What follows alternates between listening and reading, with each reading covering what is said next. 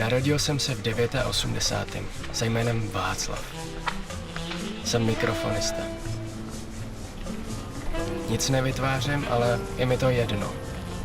Hlavně, že je práce. Říkám si, k čemu pracovat, když ne pro naplnění vlastních potřeb?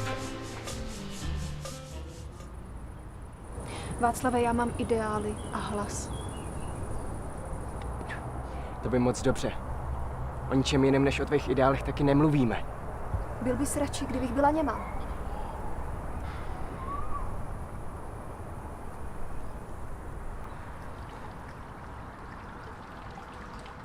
Ztrácíme polovinu univerzálního myšlení. Proto s tím musíme jednou provždy skoncovat. Tuto zemi musí přestat ovládat hrstka pánů, kteří se více zajímají o luxusní auta, než o kvalitu budoucnosti svých dětí. Kdyby tak aspoň respektovali to, co sami říkají. Ve které zemi chceš studovat?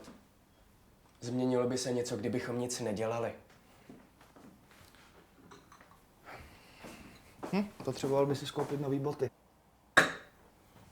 Myslím, že bude nejlepší, kdybys tu dnes zůstal.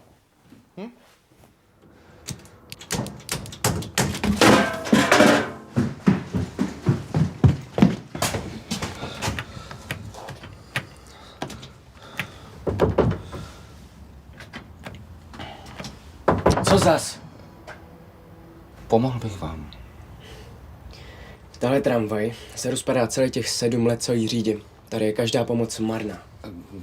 Nerozpadá se, jenom je z jiné generace. Stačí s ní mluvit správně a ona to pochopí. Podívejte, dědo. To, že tuhle tramvaj nahradí další, má důvod. Její čas už vypršel. A váš taky. Smiřte se s tím.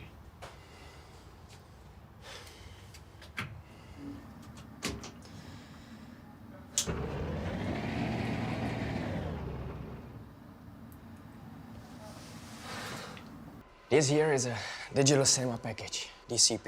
Let's turn it on first. We can head over.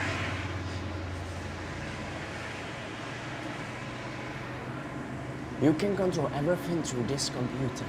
It controls the projector. Yeah. Let's look at the IMB. All you need to do for tonight is to make a playlist. Press create and drag the file in the order you want it to play. Okay, what happens if the film gets stuck? You have to call in a specialist. They'll try to troubleshoot. So I sit around until someone comes. Yeah, exactly. There's a tech support number. The DCP has the modern 4K DCI